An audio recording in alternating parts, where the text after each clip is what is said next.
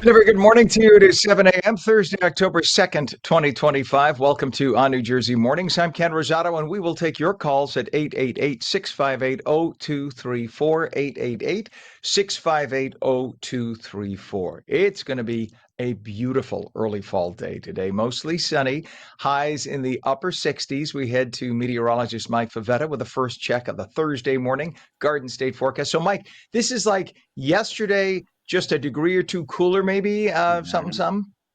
A degree or two cooler, drier, so there's more of that refreshing fall crispness to the air that everybody loves this time of year, except those that are just trying to cling on to summer right until the end. We have a lovely start to the day with 30s right now popping up in the northwestern corner of the state, Sussex included, even there toward Morristown, back over by Hackettstown. A very lovely way to start the day with that fall feel. Head down the shore, and it's a touch milder, 63 out on LBI because you're surrounded by those warmer ocean waters. In some locations, like you said, a few degrees cooler. Maybe places like Morristown, 13 degrees cooler. Down in Ship Bottom, down toward Tom's River, actually, that's more in the Pine Barrens, that weather station, 11 degrees cooler. So a nice still air overnight with the cool breezes and overall a clear sky led to a nice, dry, cool start to this morning. Clear sky all around, not a cloud today. Very similar to yesterday. A cool start, a warm afternoon. Less wind, though. I think we'll see those winds relax through the course of the day, making for a nice dry feel and keeping it dry all afternoon long. So the only thing you really see here on this futurecast are a few wispy thin clouds offshore and temperatures that remain cooler than average. That'll be going through tomorrow morning. Another cool start. Not as chilly, but we warm back into the lower 70s by tomorrow afternoon, as opposed to only the 60s today. And with a little bit of a southwesterly breeze pushing in for Saturday, some neighborhoods make it even into the low 80s. So a little bit of a warmer trend heading into the weekend, as the weekend will feel like we're right back in summer. Low 80s, lots of sun, not as much humidity, but noticeable going into Sunday afternoon, especially with highs again climbing into the 80s later in the day with mostly clear sky. So clear sailing with a lot of sun going right into the rest of this weekend. No chance of rain, and we're dry overall, warming slowly from the 60s today, 70s tomorrow, 80s on Saturday and Sunday. We'll let you know how long this warmth lasts coming up on the 7-day forecast, Ken. That's in a few minutes. March 15th. March I noticed 15th. there's no comment. That's how long it's going to last. March 15th. I mean, I put in the request to Mother Nature. I don't know. We'll see what happens. Pam is going to yell at me in my Processing. ear. Yes. Thank you, Mike. It is, wow. Is this right? 48.7? That's the first 40s I think we've seen so far since the springtime. 48.7, it says for northern New Jersey, 51 for Trenton right now, and it's 49 degrees in Cape May, New Jersey. So there you have it. Happy fall. It is what it is. Checking traffic. It's ugly. Looking at Pam is woohooing in my ear. Take a look at what we have right now on the eastern spur of the New Jersey Turnpike. You see the flanks there, especially on the right side. This is northbound south of interchange 15X, Secaucus train station, Secaucus. So this goes right into that exit. You can see off there and to the right, the Pulaski Skyway. This is an absolute mess, and that's due to a bus fire on the turnpike. So just try to avoid that because all lanes on the right side there as they come across and everything reunites, all lanes become blocked. It's a mess. The only other thing I want to talk about right now are the Hudson River crossings. Holland is great. Right now, it's only about 20 minutes, and the Lincoln is about 20 to 25. But look at the GWB. We have delays now. They didn't give us the better shot. They gave us this shot. All right, this shot doesn't really show what I'm about to tell you. But there are delays on the GWB lower level, eastbound, the New Jersey side. All lanes are open, but they're telling us travel time's already 25 minutes. This is about half a mile before. No, you know what, Pam? This is the shot coming into New Jersey. This is okay. I don't know why. This looks like this looks like the westbound shot. Yeah, that's the welcome to New Jersey sign there. Oh well, okay. We'll try to get that figured out. But this normally this is not the shot we're trying to show you. The other shot is definitely heavy. We'll figure out why they're pumping this shot on this particular channel. But nonetheless, this is in the same vicinity, but it doesn't show you what we're trying to show you. 7:05 is our time now on your Thursday morning, and the White House warns layoffs are likely as the Schumer government shutdown enters its second full day. Make no bones about it. This shutdown is 100% the fault of the Democrats. You'll see mainstream media. This is the funny thing. When Democrats controlled everything, the mainstream media and Democrats blamed Republicans for any government shutdown, even though they only needed a few of our votes, but they blamed us for the shutdowns. Now it's exactly the opposite. We voted yes on everything for the spending plan. Every Republican but like one out of like 350, 400 between the House and the Senate. Only one, which was Rand Paul. He's an ideologue. He voted against the spending plan. Every Republican voted for it. None of the Democrats, but like one, voted for it. So we need at least 5 Senate Democrat votes because you have to have 60 votes in the Senate. Just because Republicans are the majority in the Senate, you cannot pass a spending plan unless you have 60 votes. So 54 won't cut it, folks. Everyone knows it. The Democrats lie to your face, making it sound like it is the Republicans who shut this down. No, every Republican voted for this. It's only the senators who are on the Democrat side. You only need a couple of votes. They refused to vote for it. Chuck Schumer was going to support a 1-week extension. He found out that AOC was on his ass and is going to primary him. So he figured he had to protect himself to the left. And what he did was he said, no, let's shut down the government. Bad plan. Bad plan. So now any government shutdown, you can only blame on that man right there, Chuck Schumer. And what you see there, those are the effects we're talking about, because part of the spending bill he wanted to have the borders reopened. He wanted to be able to give health care, though he keeps denying it. He wanted to give health care to illegal migrants. Democrats rejected the GOP plan all and all. Senator Cory Booker, by the way, blamed Republicans too, saying the GOP is in charge of everything. And he knows that it takes the extra 5 votes from the Democrats, but he refuses to acknowledge that. Shutting us down. No, Cory, it's the Democrats. Every single Republican is voting for this plan. By the way, the spending plan as it has more money in it than any of the Biden spending plans. So there are no cuts. They got rid of some of the waste that everybody agreed under Doge was BS, like USAID. But every agency is getting a hike in money in this plan. Nobody's getting a cut. But yet they're making it sound like it's right out of the Democrat playbook. The evil Republicans are cutting spending. We support this. If we're cutting spending in this plan, then Biden cut spending in every one of the 4 years because it is worth more than any of the Biden plans. Vice President J.D. Vance says no final decisions on furloughs have been made yet. He cautions the situation could escalate quickly if the shutdown continues. So if you keep things shut down and we realize there are non-essential workers and yet we're still living our lives, those people who are non-essential will probably never get their jobs back. And you could blame the Democrats for that because they expose the fact that we don't really need those people working. There you have it. Good job, Dems. 7:08, President Trump signed an executive order pledging to defend Qatar after an Israeli strike on Doha. The order says any armed attack on Qatar's territory or infrastructure will be treated as a threat to U.S. security. Now, follow this. We are close allies with Israel. Israel bombed a Hamas headquarters in Doha without telling Qatar or us, apparently. Qatar, where we have a U.S. military base, got very upset with us. And they could say, get your military base out of here. So this is not the Trump administration turning its back on Israel. This is the Trump administration trying to please all sides. So publicly we're saying, we will support Qatar. Meanwhile, we're wink, wink, nod, nod to Israel because they went in. If Qatar was really our friend, why would they have allowed Hamas to have its headquarters? Excuse me as I wipe my eye. Why would they have allowed Hamas to have its headquarters in the capital, Doha? Clearly, they're not such friends. It's all about that money. So any U.S. response could include diplomatic, economic, or military action if needed, we said. Critics warn the pledge lacks Senate approval.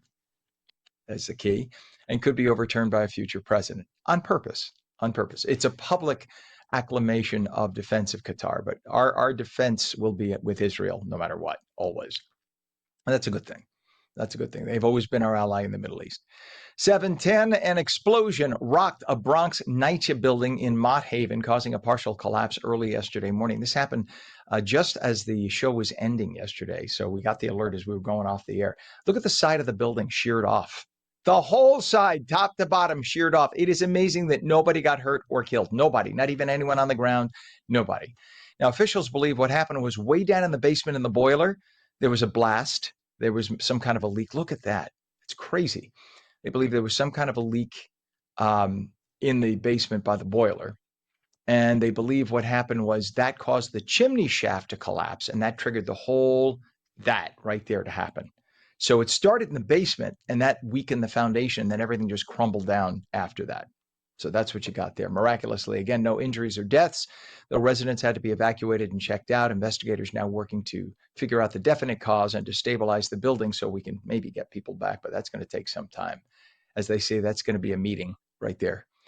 They also have to try to figure out how to restore the essential services. There is just no available real estate in New York, and these people are now homeless temporarily.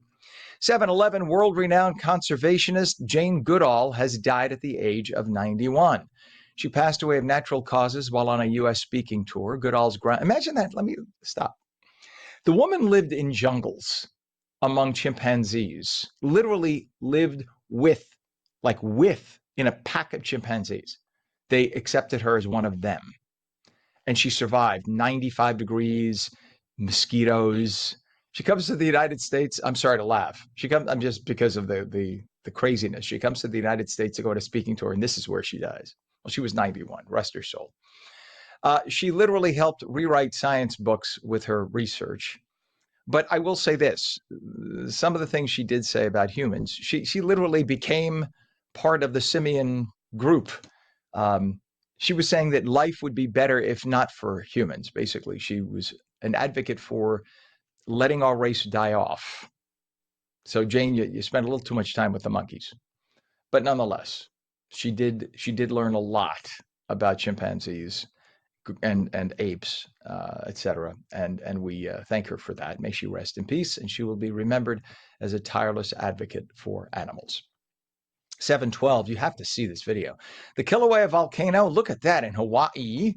They say Hawaii, they don't say Hawaii. Hawaii erupted again yesterday. That was its 34th lava episode since December. This latest eruption shot molten lava 1,300 feet into the air. That's almost as tall as the Empire State Building, which is 1,454 feet to the very tippy top of the antenna. I know that because I'm a broadcast nerd. The lava remains safely contained in the summit crater inside Hawaii Volcanoes National Park. Park officials remind visitors stay on marked trails and sign up for U.S. Geological Survey eruption alerts. A 17-year-old boy is charged with 2 counts of first-degree murder after a fatal hit and run in Cranford. 2 teen girls riding an electric bike were struck and later died at the hospital. The crash happened on Burnside Avenue just after 5:30 in the afternoon, September 29th. A makeshift memorial has been set up at the scene, and Cranford Family Care is raising funds for the victims' funerals. And a civilian Navy employee has been charged after falsely reporting an active shooter at Joint Base McGuire-Dix Lakehurst. The hoax caused a full base lockdown Tuesday morning before being declared unfounded. Investigators say Malika Brittingham fabricated the story to create a so-called trauma bond with coworkers who had ostracized her. So you work at a place, you feel like you're not part of the crowd. So in order to become part of the crowd, you cause a potential crisis so that way everybody bonds. That's called a trauma bond. That's a mental instability issue. Don't know that for sure, but I'm guessing that's what they'll come up with. Federal officials call the act senseless fear-mongering, and they say that she will be prosecuted to the fullest. 714, New Jersey now under a statewide drought watch. Mike has been telling us about this, warning us about this for quite a while, following months of below normal rainfall. By the way, when Mike says we are dry, he's not just saying, he's not blaming Mother Nature. He's also saying, be careful with wasting water. That's the side, he's being polite, but he's right. Officials say the dry summer strained water supplies across the state. Residents are urged to voluntarily conserve water, limiting lawn watering and taking shorter showers. Don't do the laundry 3 times or 2 times. Do it once. Do a big load once. Don't run the dishwasher if you just have a few plates and you can do them by hand quickly. If conditions worsen, mandatory restrictions could follow under a full drought emergency. So just conserve water for now, please. 7:15, and today marks the International Day of Nonviolence, celebrated worldwide on the birthday of Mahatma Gandhi.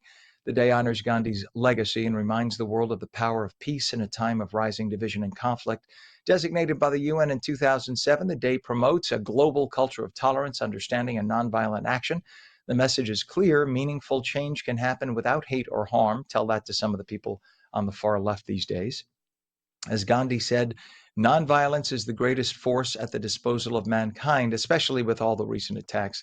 Let's remember to choose peace, not only in our homes, but in our communities and definitely in our politics. You're fine debating people. It's okay. But don't hate people. Walk away, have a little dinner with them and chat, and then change the political subject. It is 50 degrees right now, 7:15. Sunny today, highs in the upper 60s, and we are coming right back. You're watching on New Jersey Mornings. Don't go away.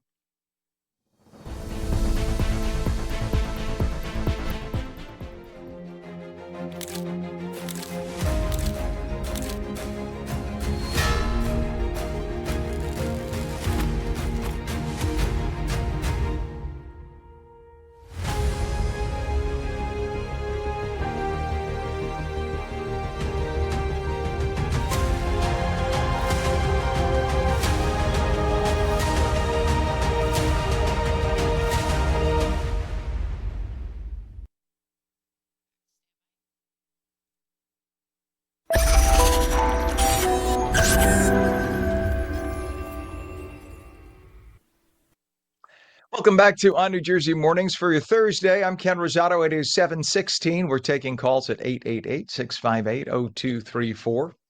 You like yesterday, you'll love today. Rinse, repeat. Mostly sunny, a little drier, a little crisper. Highs upper 60s. Right to meteorologist Mike Favetta with the full Garden State forecast. Good morning, Mike. Good morning, Ken. Good morning, Ken. It feels lovely, nice and dry and crisp.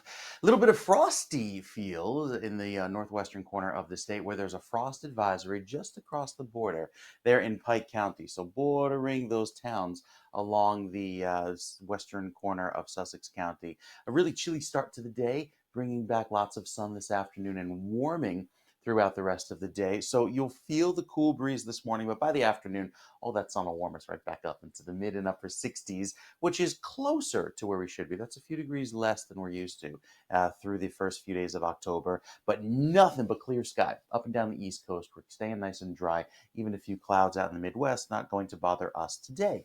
So the dry weather remains, with dew points very low. Anytime they're in the 30s and 40s, that is downright dry, and it stays that way, feeling quite pleasant even into tomorrow afternoon.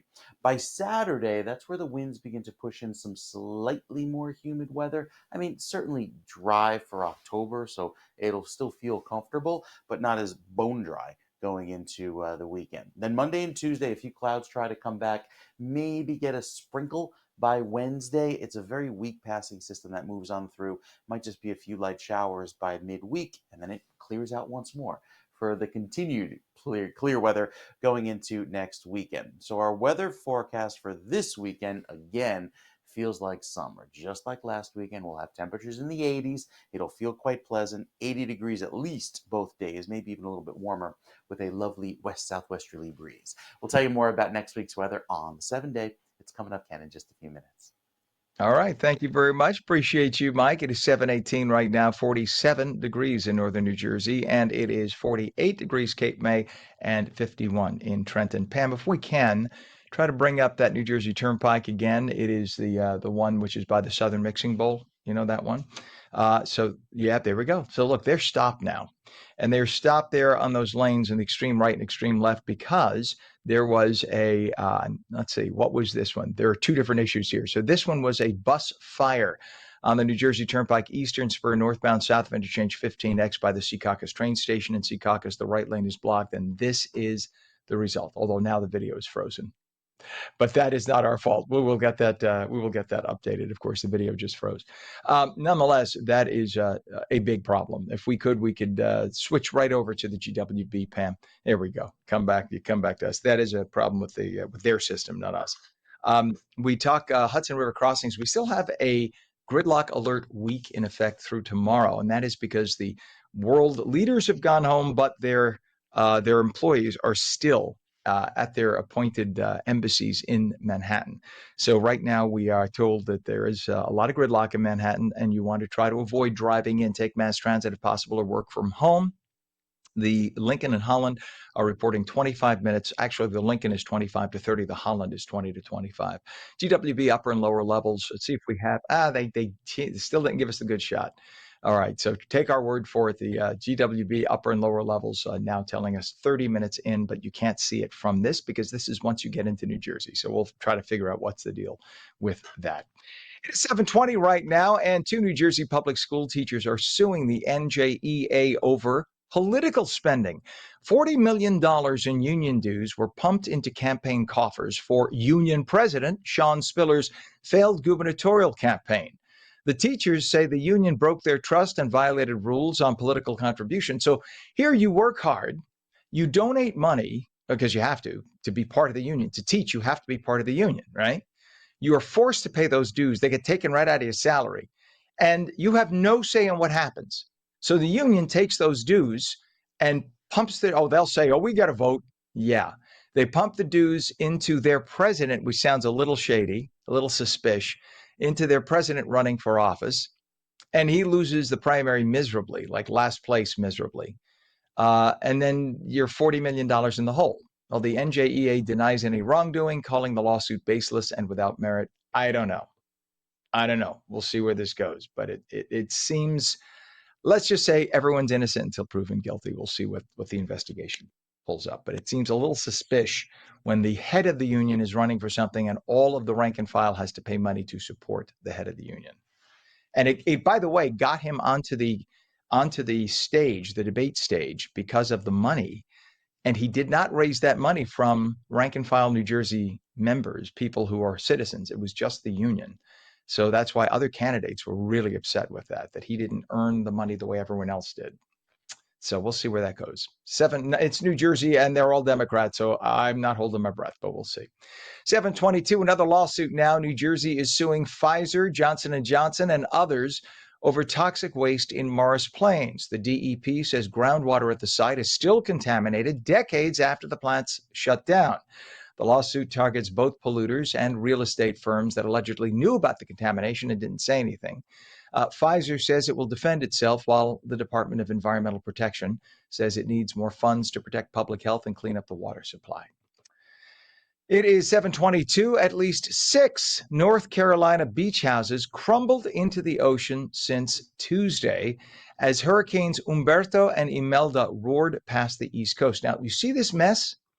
This is from the outskirts, the outer bands that literally skirted past. And this is the damage it caused by pushing all that water in, destroyed 6 houses. Look at that mess. Thankfully, nobody died. The houses were all built on stilts. This is very common in a lot of coastal communities. Florida used to have a whole community. I think they called it Stilt Town, in fact. It was like 50 houses. They're all gone. They're just like hovels still standing in some spots in the water because one storm after another destroyed them and you can't get insurance for them. This happened near Buxton, North Carolina, by the way, on Tuesday, which is the Outer Banks area. Again, nobody got hurt. Each of those homes was empty, but they're gone. Clearly, they will never be rebuilt, I'm sure. Frightening footage captured one of the homes swaying on its stilts over the churning and overflown sea. And then it began to fall from the structure, and the home nosedived into the waves. I believe that's the one you're looking at right now that's now just meandering and washing in the water. Very sad. Another clip captured a home dropping straight onto its foundation and into the incoming surf as it was torn apart. Imelda mercifully avoided landfall in the U.S. and turned out to sea about halfway up the Florida coast, but still sent those dangerous winds, waves, and rain crashing into the southern U.S. coast. And you look at all that damage, you have to say, there, but for the grace of God go we, that didn't curve a little further inland, because that would have been inland, Florida, South Carolina, Georgia, etc. So those houses took the brunt. It is 724, an amazing story. Now, we don't have video for it, but you have to hear this. A skydiver who flew to the U.S., to Nevada from England to do a skydive. He was a young guy. He was only 25.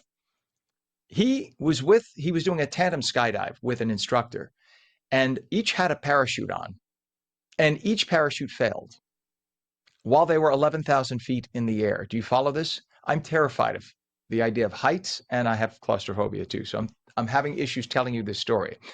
But the skydiver fell with his instructor from over 2 miles in the sky slamming into the ground with no full parachutes. Apparently, there was a little tiny bit of the parachute flailing, but they fell at about 50 or 60 miles an hour onto the earth.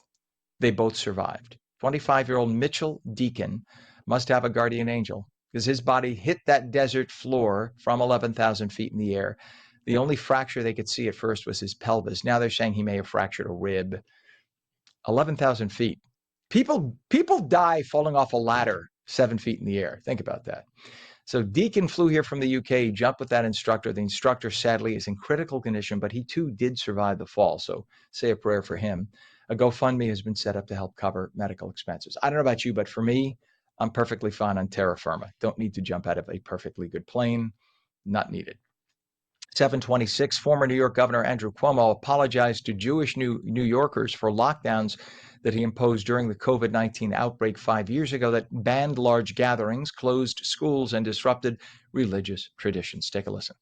During COVID, as governor, I made decisions with the best of intentions to protect health and save lives. However, I recognize that some of those decisions caused pain in the Jewish community because we did not always fully consider the sensitivities and traditions that are so deeply important. We could have done better, and for that, I am truly sorry. And I'm sure that's a sincere apology because he only had 5 years. And before he decided to run for mayor, he could have apologized, but didn't. And he decided to apologize now that he's like a distant second in the polls in New York and it's Yom Kippur. Yeah, that's very honest. The apology came right before, as I mentioned, the start of Yom Kippur, which was yesterday at sundown. Right now, we are officially in Yom Kippur until sundown tonight. While Cuomo runs as an underdog in his political comeback bid for mayor, Cuomo said that he made decisions to protect the health and safety of New Yorkers during the once-in-a-century pandemic that killed about 80,000 residents, many of whom died because of him, because he told the hospitals to send back sick elderly patients into nursing homes where people who did not have COVID were living. And so he brought COVID into those nursing homes, resulting in thousands of deaths. I have relatives who work in the funeral home business who said that they had to convert the funeral homes into freezer cases to store refrigerator cases to store dozens and dozens and dozens of bodies. That should never have happened. That should never happen again. And we still haven't gotten to the bottom of it. We all know this was China's fault, but we don't want to fully blame them. Because what are you going to do, I guess, right? What are you going to do? But it's okay that our relatives died and they couldn't have us holding their hands when they died because it was thought that that would have been worse. Never again, folks. Don't ever, ever, ever accept a government that tries to impose rules that are not constitutional. Ever, ever. Do not accept it. Rise up. Do not ever accept that again. That is not what this country is based on. And hopefully we learned our lesson. Fool me once.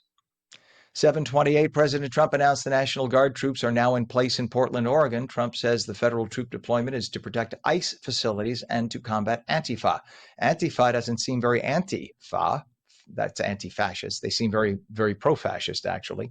His initial announcement on Saturday described Portland as a war-ravaged and armored vehicles, or as war-ravaged, I should say, and armored vehicles were seen around the city Friday night. This follows a similar deployment in Los Angeles and planned operations in Chicago and Memphis. Now, for months, Antifa terrorists have surrounded the ICE facility in Portland, and Portland police seem unable or unwilling to do anything about it. The mayor has told them don't do anything, so they could just stand there and watch as these Antifa protesters try to burn the place down. So the president said enough. His job is to protect national land and national people. So the president does have the authority under the Constitution in that circumstance to call up the National Guard, and he did it. If these socialist mayors and governors, which they are, the mayor of Portland is this emasculated little 90-pound wimpy guy who sounds like my little niece who's about 3 years old. That's what he sounds like. Like, it's just a little girly man. And the governor is this giant bull dyke. And between the two of them, they haven't seen anyone right of center that they ever liked. So they hate Trump and they hate America. They hate America. And by the way, you're talking to a gay man here. So when I say those things, don't say, you can't say bull dyke. Yeah, I sure as hell can. And I know lots of them, and they're good friends of mine. But this woman is trying to show that she has bigger ones than the guys and is playing a game with people's lives in Portland. By the way, do you have trouble sleeping? Tossing and turning at night? Well, it could be doing more than just leaving you groggy the next morning. A new major sleep study suggests that poor sleep habits could be physically aging your brain. Researchers analyzed brain scans and sleep patterns from over 27,000 middle-aged and older adults and found that people with poor sleep habits had brains that actually looked older than their actual age. Specifically, those with the worst sleep patterns had brains that appeared about a year older than their chronological age on average, while people with moderately poor sleep showed brains that were about 7 months older. The study was published in eBiomedicine. It used advanced brain imaging and machine learning to estimate brain age based on almost 1,100 different brain features. Who knew? And we mentioned it before, but we'll say it again. Today is Yom Kippur. This is the first full day. It started last night at sunset. It's the Jewish Day of Atonement, the holiest day on the Jewish calendar, and it ends again tonight at sunset. Yom Kippur is dedicated to repentance, reflection, and seeking forgiveness for one's sins against God and others. The holiday traditionally gets marked with a 25-hour feast and intensive prayer services. It is 47 degrees now at 7:28. When we come back, we'll talk about how women can take charge of their health. Very important, especially when it comes to things like breast cancer, heart health, stroke, and menopause. We're going to talk about that. Very important subject. The phone lines are open. We'll take your calls at 888-658-0234. Lots of sun today, highs upper 60s. You're watching on New Jersey Mornings. Don't go away.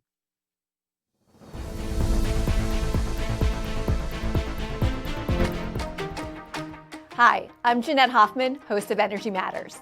Join me every night at 6 p.m. where we're discussing energy affordability, challenges, and solutions with stakeholders and elected officials. Join me weekdays at 6 p.m. on Energy Matters on ONNJ.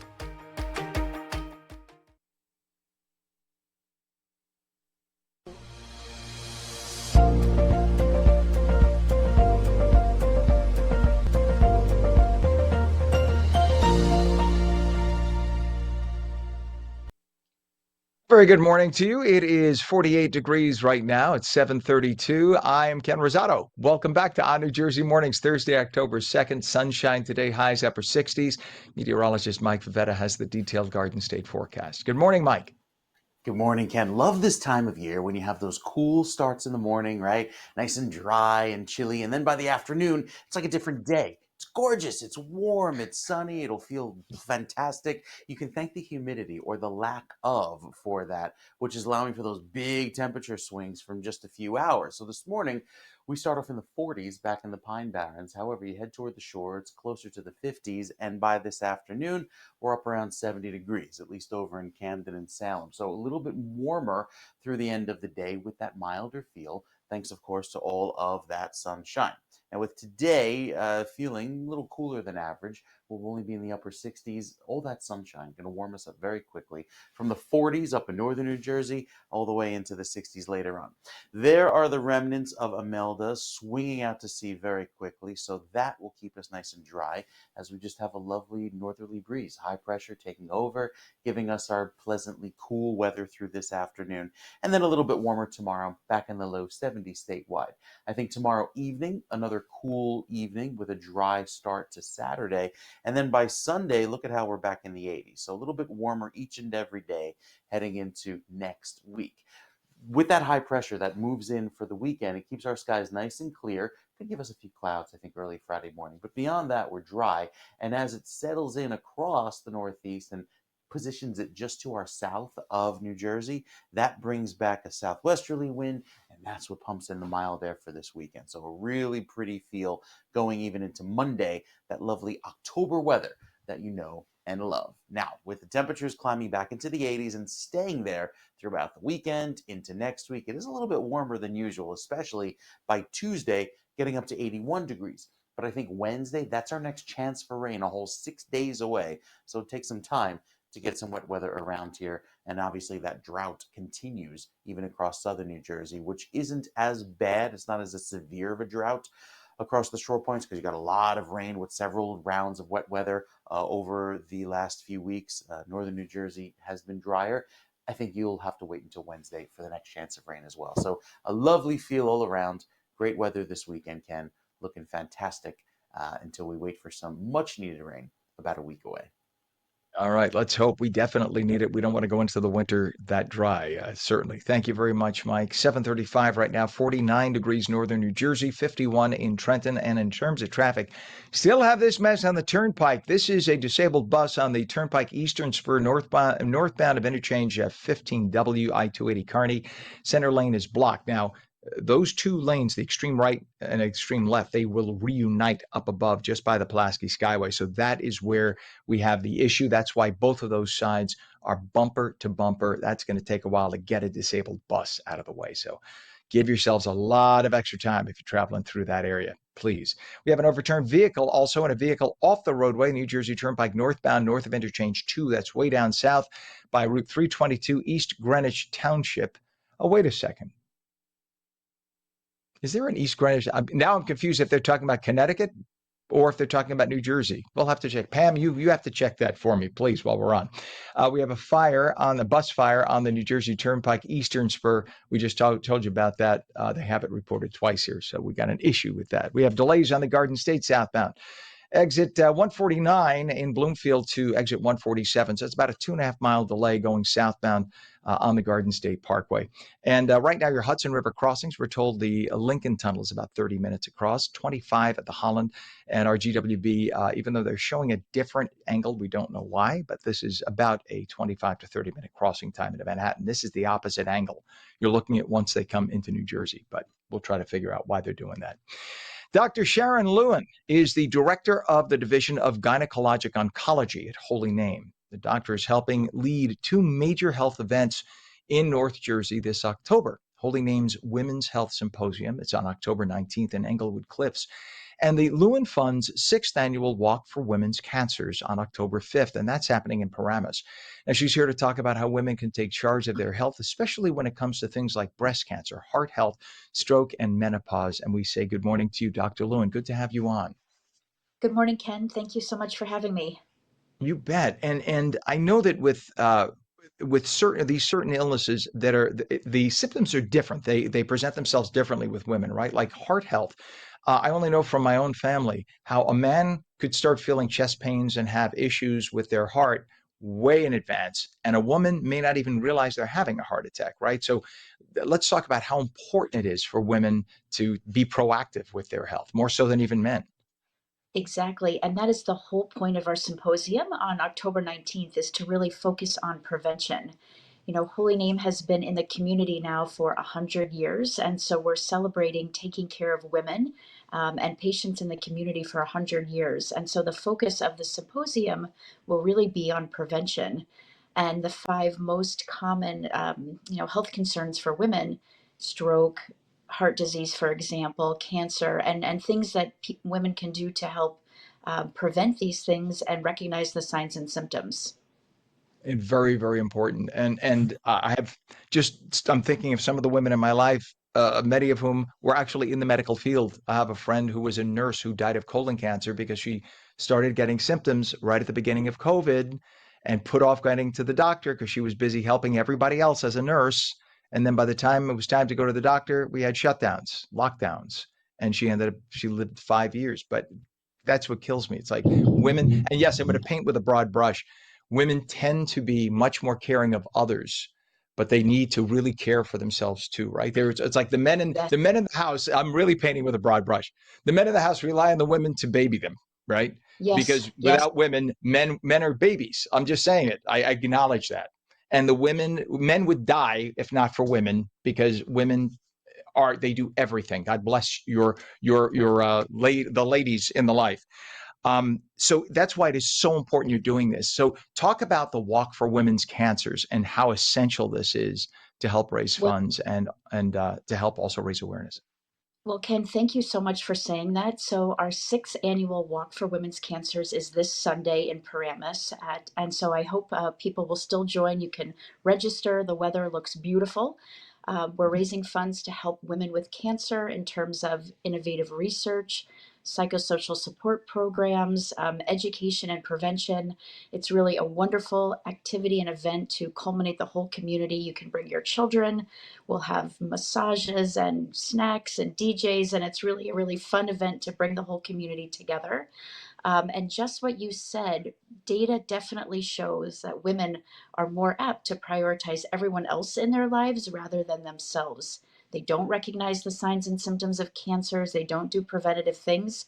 And that's why the walk is so important. That's why the Women's Health Symposium is so important.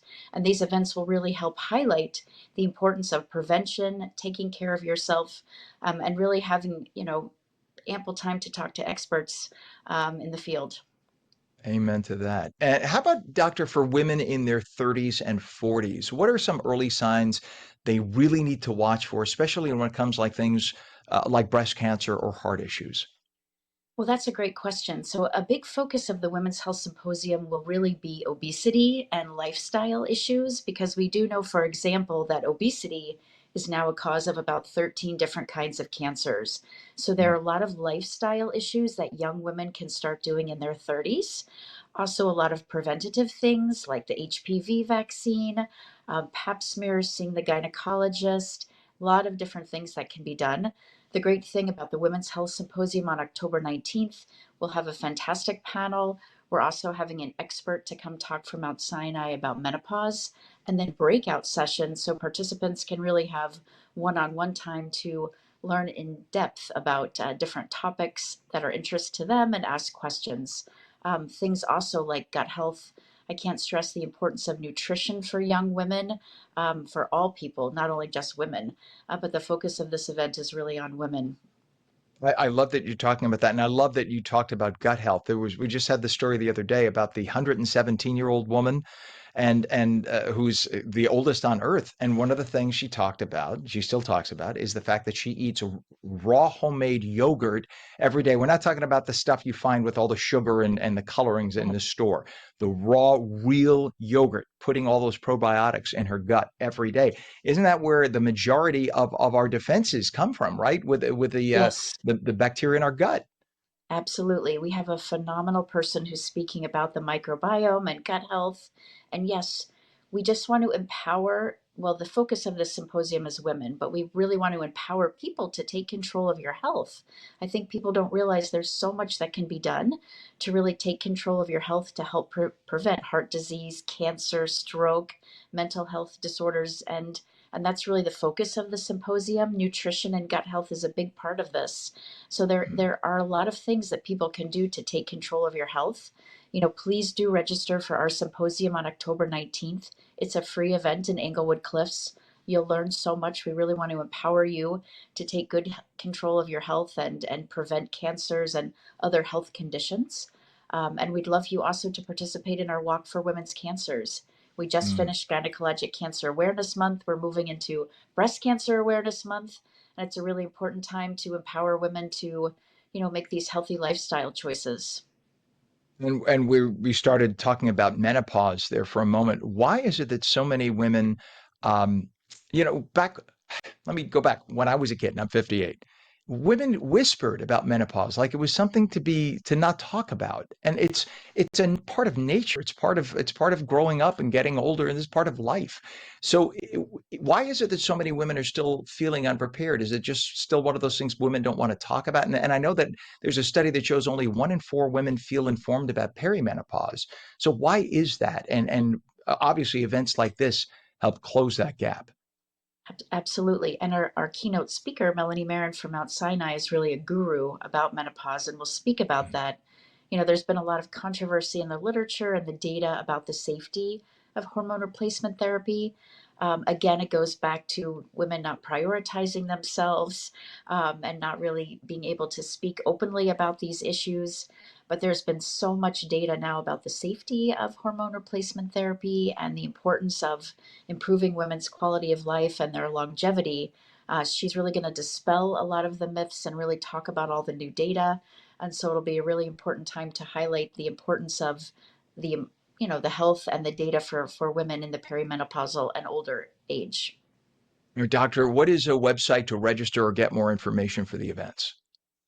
So if people want to register for the Women's Symposium, they can please go to the Holy Name website and they'll find the Women's Symposium on October 19th there. For the Walk for Women's Cancer, they can go to thelewinfund.org and they will find information about the walk, which is coming up this Sunday. But the weather looks gorgeous, so we'd love to have anyone join us there too. But And Ken, I really Mike. Oh no, thank I'm you for sorry. I was going to say, highlighting Mike, our women's issues. meteorologist promises. He promises you're going to have perfect weather. Thank you I for didn't mean to highlighting step on women's you, Doc. issues today. We really appreciate it. Well, we appreciate you taking the time to come on. We all, us dopey men, again, as I say, we would not be able to put our shoes on without the women in our lives. And so God bless every one of you. And you are sanctified in my eyes and should be held up like this. Everyone, mark your calendars. The Lewin Fund 6th Annual Walk for Women's Cancers. It's this October 5th, this weekend in Paramus. And Holy Names Women's Health Symposium, October 19th in Englewood Cliffs. Dr. Sharyn Lewin, please don't be a stranger. Come back again, Director of the Division of Gynecologic Oncology at Holy Name. We appreciate you coming on today. Thank you, Ken. Have a wonderful day. Appreciate it. You too. Thank you. 7:46 right now, 48 degrees. When we come back, World Teachers Day is coming up this Sunday, too. It's a busy weekend. We're going to talk with a podcaster who was recently named America's STEM Teacher of the Year. It's going to be sunny today, highs upper 60s. You're watching on New Jersey Mornings. We'll be back in 30.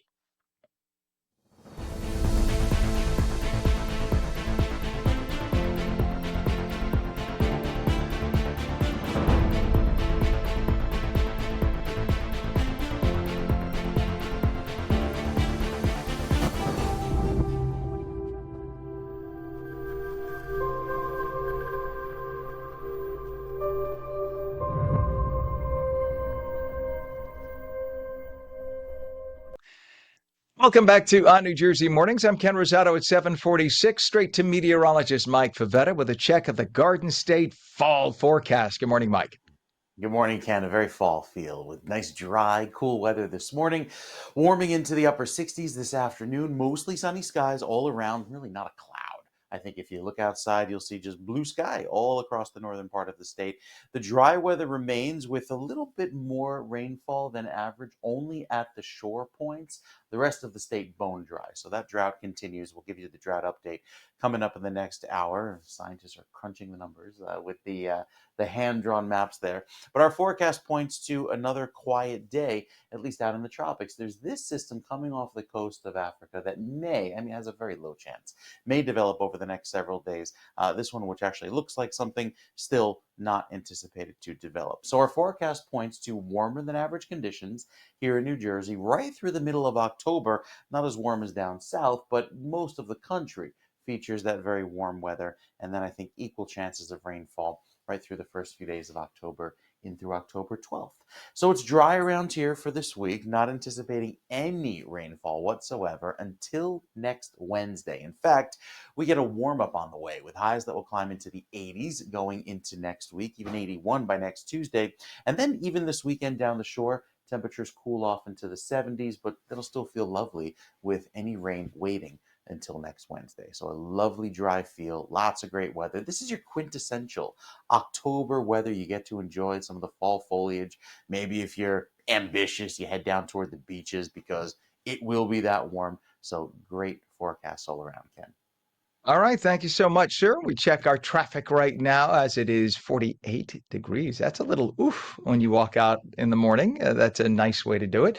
48 degrees here. And we have a crash with property damage on the Garden State Parkway, northbound right at the border with Rockland County at exit 172 Grand Avenue in Montvale. So beware of that. There aren't even cameras up there on the highway, so we can't even show you that shot. We have a crash on Route 38, both directions, by Mansion Boulevard in Pennsauken Township as you make your way toward Philadelphia. We have the left lane closed.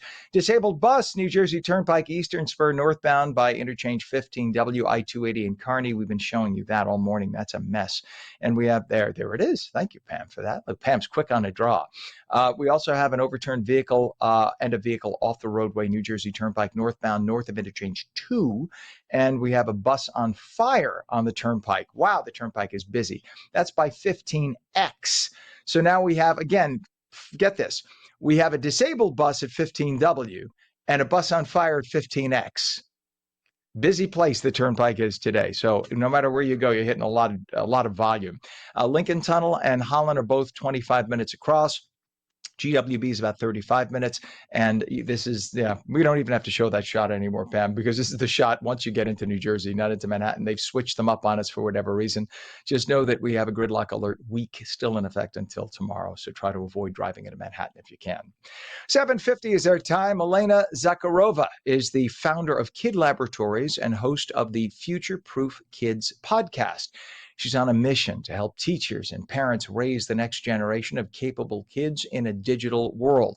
Elena says the idea of just teaching STEM is not enough. Her new book, Future Proof Kids, comes out this December, and Elena is here to talk about it. Good morning, Elena. Good to have you with us.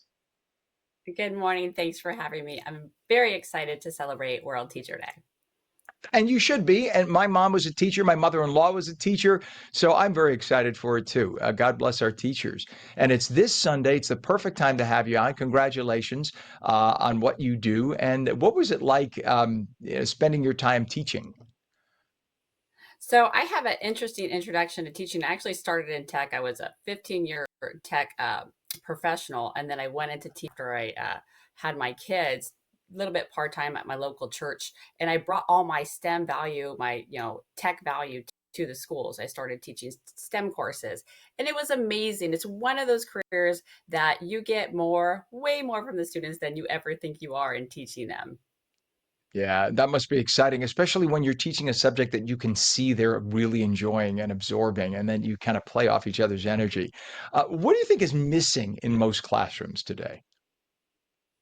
I read about this in my book, but having this unique experience coming from tech, and I talk about this on my podcast, it's a Kid Laboratories podcast.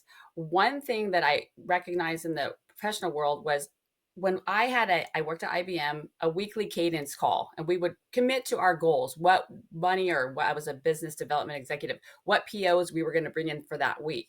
The first thing I noticed is that students came to the classroom without any clear set intentions of how they were going to perform. And so if they did well on a subject or a test, that's great.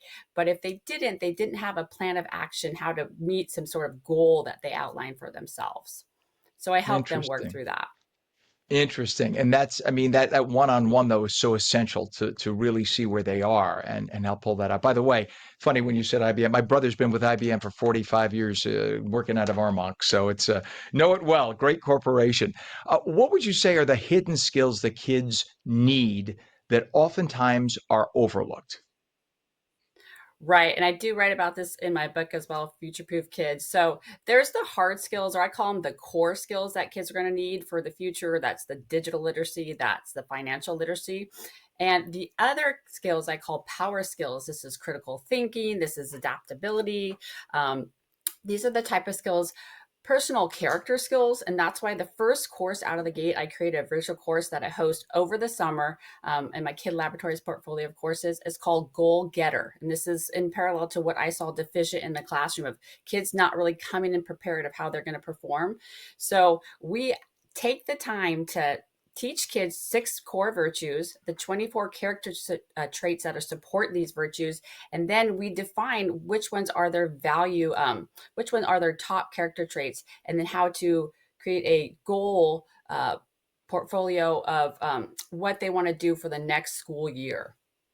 That's fascinating. I mean, again, a lot of one-on-one, but so essential to do that. So this is why each student is so excited and wants to be part of this, obviously, as opposed to just rolling their eyes and tuning out. So what do you think? But that is the key, right? So you're honing in on the positive points of every student and what they're looking for and what their goals are. So what do you think sets apart the best teachers? Because let's face facts, you and I both in growing up, and I'm a lot older, but you and I both growing up had teachers we loved and thought that were great, and some teachers who, were a little lacking. So what do you think sets apart the best teachers? Absolutely. We all have that favorite teacher that, has affected our lives. So there's an interesting study done, and the number one factor for intrinsic motivation for students is one thing. That's the teacher's enthusiasm about the subject. So that's really what sets dynamic teachers apart. All teachers are working hard out there, and I really want to celebrate them today. But the one thing that sets really amazing teachers apart is the amount of personal joy and enthusiasm they have for the subject. And that's how I present at Kid Laboratories. But another thing I thought would be fun is to also during, National Teacher Day or World Teacher Day is to pause and reflect and look, where do we want future of education to go? Hmm. That's interesting. And where is it going to go in the world of AI, et cetera? How much is going to be a student trying to learn or write papers with their AI? And I mean, that's a whole other subject on a whole other day. Tell us about a work Sure, but I story that. did. Go ahead, please talk. So I just want to let you know, just for parents out there, because I'm a parent, I built all these courses for my kids, the Goal Getter, Financial Literacy, Money Wise. But I did Mhm. launch a new course called the AI Workshop, just so people know. That's available this next summer, 2026. And I taught it to over 1,000 students online last year. And that basically is the central tenets of AI, all of the science behind AI. We don't show the children how to use generative AI, but just the science behind it. We teach them what's missing in the development is ethics and best practices. So parents are out there are curious and want to, bridge this conversation. We do have a course that could support that learning in 2026. I love it. Yeah, I get a kick out of AI on Google's. For instance, I've asked questions 3 times, 3 different ways, and I'll get totally different answers. Sometimes I get partial answers, full answers. So kids should not rely on AI for everything yet. It's not perfected, and I know it all depends on how you phrase a question too. But Mhm. one of the questions I asked somebody had asked me a couple of weeks ago, "What do you think President Trump is going to do with Mayorkas from the last administration? You think he'll ever press charges?" So I literally turned to Google and asked Gemini, which is Google's AI. You think that's a good AI? And I asked exactly that question. What will President Trump do to Mayorkas? Will there be any charges? The response was, there can't be any charges as President Trump is currently not the president of the United States. That was what Huh. Google's AI said. I thought, okay, I Yeah. took a screen grab. I posted it. And again, I was told by people at Google it all depends on internet sources out there. It might have tapped in on a Mhm. particular source that said that. So it is what it is, but we just have to take it with a grain of salt. Tell us, if you can, about a work story that, say, illustrates when a student's mindset totally shifts when you see that moment where it shifts. Oh, the aha moment. That's why we live and breathe in our teachers. A couple of them came to mind, and I have some of these on my Instagram if anyone wants to check them out. But I worked with a student. She was amazing. She came in with sensory processing disorders. That means her brain wasn't really able to, it took her a delay to understand the written word. And I Mhm. met her when she was in 8th grade at my local church school, St. Peter's Catholic School. And so she came in with some delays. She was in my science class, and she was, an average C student. I worked with her. I developed something called Kid Coaching 101, kind of Mhm. leading the student into, being adaptable, seeing challenge as growth. And I kind of coached her along. I have to tell you this story. That year, she took, the science fair award. She got straight A's in my class. She was one of the only students who got 120 plus on one science test. And I just talked to her the other day, and I have to give a shout out to Isabella. She has an internship at Yale this summer. So it Wow. really is a critical age, though, that those middle school years, 11 to 14, to start to work with the student, let them know they're capable, and then give them these tools. It's the education is important 100%, but these other peripheral tools so they can grow into the person that they're really supposed to be is absolutely essential. And what do you think schools can do right now to prepare students for life after graduation? I know a lot of people are working with independent education consultants for prep. Future ready schools are absolutely imperative. The digital literacy, like the AI workshop, financial literacy. I'm a big proponent. I'm starting a new movement. I'm calling it STEM squared. That's STEM plus money. So having those real world skills, right? So they can just jump into the world that's out there and available to them, as well as working on your character. Who are you going to be in this world? Resilience, adaptability, critical thinking. If you'll see a number of different interviews today with top technological CEOs, and they're not necessarily, the number one skill defining future work is AI literacy. However, everything else under that is these new skills or skills we've always relied on: resilience, adaptability, creativity, but they're equally as important as the hard skills. And we want to know how to find your podcast and what's a website for more information and to stay updated on the book release.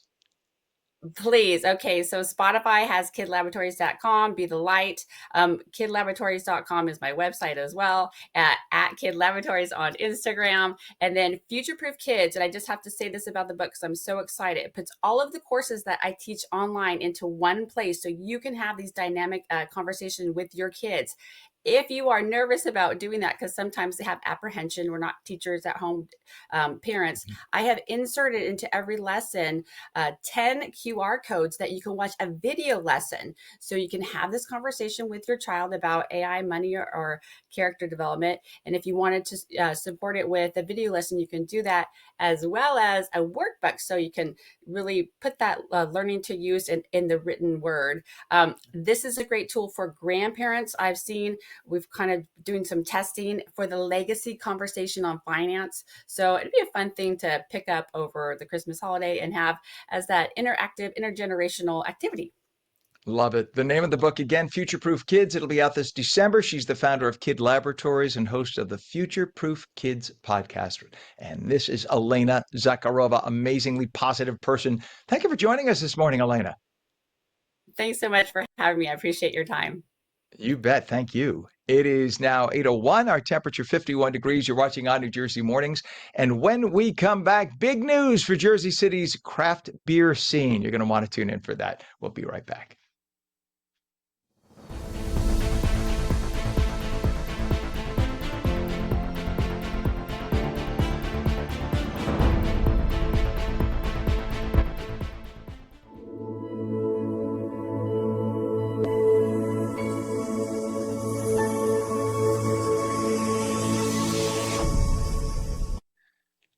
Very good morning, 8:01, Thursday, October 2nd, 2025. Welcome back to On New Jersey Mornings. I'm Ken Rosato, taking calls at 888-658-0234. You will love today weather-wise. Here's meteorologist Mike Favetta to take another gold star.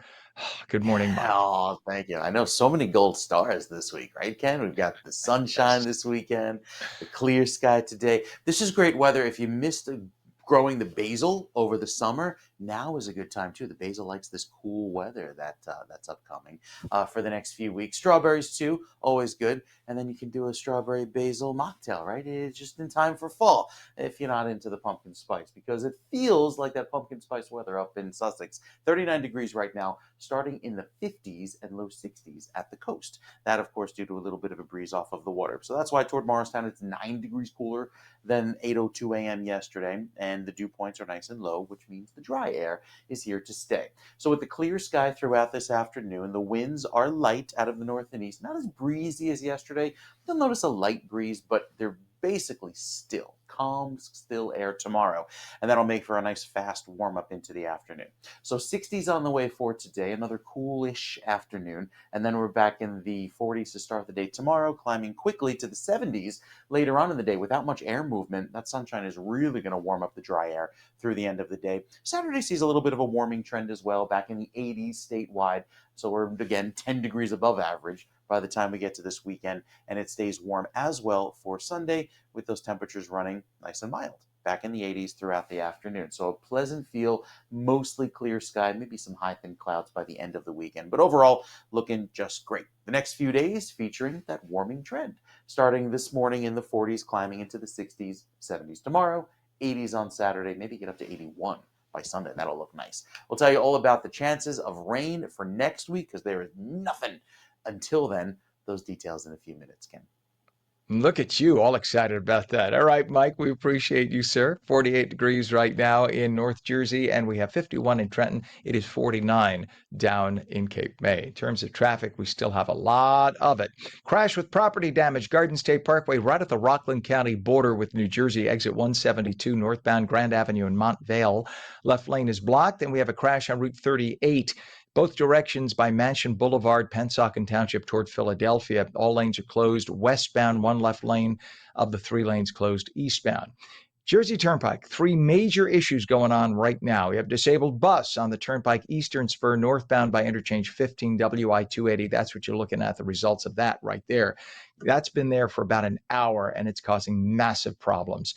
Second problem on the Turnpike, an overturned vehicle and vehicle off the roadway. Northbound Turnpike north of interchange 2, which is Route 322, East Greenwich Township. I just found out is in Gloucester. I did not realize there was an East Greenwich Township in New Jersey, but now I know. And we have a bus fire on the New Jersey Turnpike Eastern Spur northbound south of interchange 15X. So the other bus issue is 15W. This is 15X. And this is right by the Secaucus train station in Secaucus with the right lane blocked. What an absolute mess. The Hudson River crossings, a little bit heavy, 30 minutes at the Holland and the Lincoln, 35 minutes at the GWB, all because we still have, remember, gridlock alert week in effect till Friday in Manhattan. Try to avoid driving in if you can. Avoid the Upper East Side. Work from home if you can. 8:05 is our time. Big news for Jersey City's craft beer scene. Departed Souls Brewing Company has just been named the #1 gluten-free beer in America again. For the third year in a row, their fan-favorite beer, A Dark Night, topped a national panel and consumer vote as part of USA Today's 10 Best competition. Owner and head brewer Brian Kulbacki joins us now. Good morning to you, Brian. Good morning, Ken. Thank you for having me. Well, it's good to be on with you. Look, I used to make wines, and I know there's a passion that goes into mixing certain grains and coming out with the outcome. So the passion, I feel it. I can see based on what you do to win the awards you have, you put in a lot of time and sampled a lot of beer. So tell us about, and that's a good thing. Tell us about the brewery you created as an homage to your close friend who died of celiac disease. And it's become a national leader in gluten-free craft beer, right? Yeah, we started exactly 10 years ago. We're actually celebrating our 10th anniversary Halloween weekend of this year. When I started out the brewery, or when I planned on starting out the brewery, it was going to be 100% gluten-free, but kind of realized the market wasn't ready for it at the time. And sort of over the last 10 years, the market's evolved, the gluten-free consumer base has changed, and so have the ingredients that we've been able to get. And through that all, we've been able to create gluten-free beers that actually taste like the traditional beers that people are used to drinking before they get their diagnosis. And it's been pretty amazing to go on this little journey and be able to do something that kind of carries my friend's legacy onward to all these people that don't have a clue who he was. So so your friend had celiac, and that disease ultimately took his life, correct? Well, he was diagnosed with celiac about a year before he passed away. He was a teacher at Bridgewater Raritan High School, also worked at Salt Creek Grill in Princeton. I had a lot of brewing and bartending experience, and we kind of dreamt about combining both of our history, both of our backgrounds, into creating some sort of niche brew pub together. He passed away in a car accident commuting between those jobs Halloween weekend of 2010.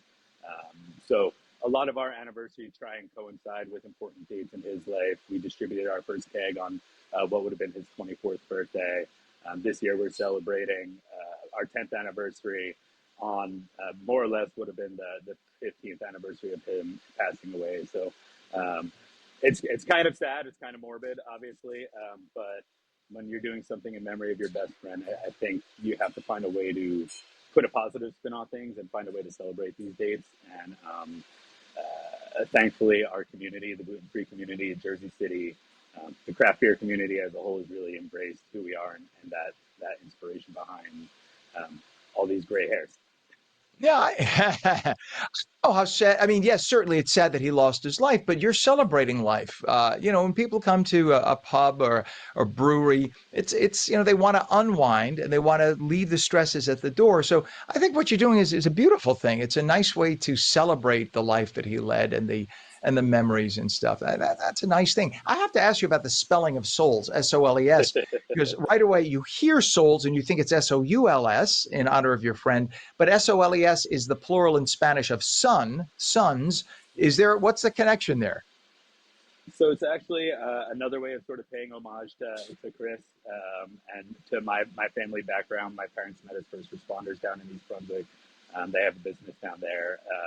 But Chris and I had a propensity whenever we were out, let's just say having a good time at local establishments. One of us tended to purchase a ridiculous pair of sneakers on the way. So if you look closely, I don't know which shoulder it is, this one. It's actually written as a shoelace font. And when we were coming up with a name for the brewery, didn't necessarily want it to be a callback to something so sad. And somebody had suggested Departed Souls, SOULS, to mean it's just a little too morbid for me still. So I thought a fun way to do it would be to tie in the sneaker thing with SOLES. And then we also say the Statue of Liberty. She kind of stands for what we stand for here at Departed Souls. We're not some hype craft brewery. We're not chasing whatever the trendy styles are at any given time. We brew gluten-free beer. We also brew traditional beer, but she's a symbol for a home for everybody. She's a symbol for people that left something comfortable behind and chased a dream. And that's what we did starting Departed Souls. We chased our dream, left jobs that paid us well to do this. And with our tap list, we try and create a home for everybody. Our gluten-free cans say, we brew these beers in memory of Chris to celebrate the camaraderie around craft beer. It's exactly what you were saying, Ken. I love it. You drink to unwind, you drink to hang out, you drink to be around your friends and tell stories. And that's what our tap list is designed for. And that's why we brew gluten-free beer, because they deserve those same opportunities and those same stories and those same ridiculous pairs of sneakers on their walk home. I think that's we really just want to be an sweet. inclusive home. That's a great story, Brian. I love that. Now, what makes it gluten free? Is it that you just don't have wheat? Are there other grains that you have to avoid brewing with to keep it gluten free? Because I know corn is Yep. non-gluten, right? You could put corn in there, but you can't use Corn, wheat. corn and oats are shared ingredients between traditional beers and gluten-free beers. All of our ingredients in our gluten-free beers come certified gluten-free. We're one of the only breweries in America, and possibly the only brewery in America, that brews both traditional and gluten-free beer in the same facility. We have dedicated gluten-free tanks. We have a dedicated gluten-free canning line. All the way down to the yeast that we use is dedicated gluten-free. But we're using things like sorghum, millet, buckwheat, quinoa, oats. A lot of that's organic. Pretty much all of our gluten-free ingredients are grown and malted here in the United States of America. Whereas a lot of our traditional ingredients of beer, come from Europe, come from Canada, also come from America. But it comes down to that. We have a proprietary cleaning process that we use on all of our shared equipment to make sure that the beer is safe. And we test every batch to make sure that before it goes into packaging, it's safe for consumers. So there are some breweries that will use like an enzyme to dilute the gluten more or less in their beer. We don't mess around with that. We're 100% gluten-free from start to finish. And we take the consumer's health and safety is paramount to everything. I'm so glad because I know there are some pizzerias that have the best of intentions and they offer gluten-free pizza, but they don't realize they're using the same board where they're stretching out. We used to have a pizzeria, that's why I know. They're using the same board where they just used wheat to make a gluten-free crust. You can't do that, or they're not changing gloves or whatever, and so you have the wheat on the gloves, and you can't mess around. Somebody with celiac gets violently ill as a reaction to the protein in gluten. So I don't have to tell you that. So it's not a joke. And if you're going to say gluten-free, you're making a medicinal claim to keep people safe. So God bless you for taking it as seriously as you should. And I appreciate that. A Dark Night topped a national panel and consumer vote as part of USA Today's 10 Best competition 3 years in a row. That is a big deal. So what was that like? It's amazing, honestly. There's a ton of competitions you can enter beer into. We don't have a choice to enter this contest. They have a panel of experts that select the beers. We had 2 beers that have been selected the last 2 years. And then once they narrow it down, it's the consumers that get to choose what they feel the best gluten-free beer in America is, as opposed to if you send it to one of these big international contests, you're shipping beer across the country or to a different continent even. People are judging hundreds of beers throughout the day in a stuffy room. So you don't really know. You trust that they're in a proper state of mind, but you don't know that. Mhm. So to have the consumers that have tried most of these beers come back and say, Departed Souls Dark Knight is the number one beer in America. Our Birdie Juice, our gluten-free Kolsch, that we added to our repertoire about 3 years ago, that came in second place this year. It won last year. And it's rewarding to know that the consumers appreciate it the way that they do. You have things like versions of Yelp, for rating beer and such these days. And non-gluten-free people like to take little jabs at our brewery on there. Going back 10 years ago when we opened, people laughed at us when I said I was opening up a gluten-free brewery. And we still don't even make, top 30 breweries in New Jersey list because we're gluten-free. And people still laugh about it. But to the people that it matters to, the people that drink it, to be number one is sort of like uplifting, I guess. It's to receive this award. I kind of joked, making a Batman reference. Maybe it's not the hero we deserve, but it's the beer we need right now. And in these tough times for hospitality, like to win an award like this, it keeps you going and it keeps you hopeful that better times are ahead for everybody. Amen. Hey, look, you know what? It's your life and your business and your customers, to screw everybody else in plain English. If they don't like it and they want to, screw I didn't them. know if I was allowed to say that. Yeah, we could say so. It's a streaming show. I say even worse, believe me, Brian. I am so excited for you, and I'm proud to be a fellow New Jersey person. I'm proud of you. If I sound like a dad, I think what you're doing is a beautiful thing, and I love the passion. I love what you're doing. It's your 10-year anniversary. What do you got special planned for it? Like I said, we're all about community and we're all about giving back. So we're starting it off with our first ever breast cancer golf outing on October 30th. Breast cancer has touched my family very, very closely. So we're doing our first ever golf outing for that. And then that night, like I said, we're all about inclusivity. So we're actually going to debut not only a traditional, but a gluten-free craft beer that is non-alcoholic. It's our first foray into this. It's going to be super limited, but again, I really strive to have something for everybody in our tasting room. So we're going to have 4 varieties that we're going to try and rotate through the weekend and hope we find a winner there. Moving on to Friday, we're always dog friendly here. So we're going to have live music. We're going to have a doggy costume contest. We've got an imperial stout that we've been aging in a whiskey barrel and a maple bourbon barrel for a year. And live music, of course, support the local music scene. Saturday, Boston College, my alma mater, is playing Notre Dame. Huge rivalry game, even though BC is not doing so hot right now. But we're going to have an official game watch of BC supporting and releasing a sangria sour, 2 sangria sours, a red sangria and a white sangria. So if you're not a beer fan, we're going to have something kind of for you that day. And finally, on Sunday, we are doing our second ever Catter Day. This is a day where we are no longer dog friendly. We are cat friendly. People can bring their well-behaved, whether they're in leashes, carriers, whatever you want. We will be cat friendly for the day. We'll have some local vendors. We've done it once before. It was absolutely insane. It was absolutely crazy. People from all over the tri-state area were traveling for it. Take your road cat out. Take your backpack cat out and have a beer with it. You're a crazy man. You know that. That's absolutely true. Uh, I have to, one quick question on parting. Do you have alcohol-free beers? So we're that Thursday we will be debuting on the 30th of October. We will be debuting our first ever non-alcoholic, both traditional and gluten-free. We do have like sodas and stuff in the brewery. We also have like light snacks, de minimis snacks available, but people are welcome to bring in food with them, order food from the brewery. And hopefully one of these non-alcoholic beers stick on the 30th and we can bring that into the lineup full time.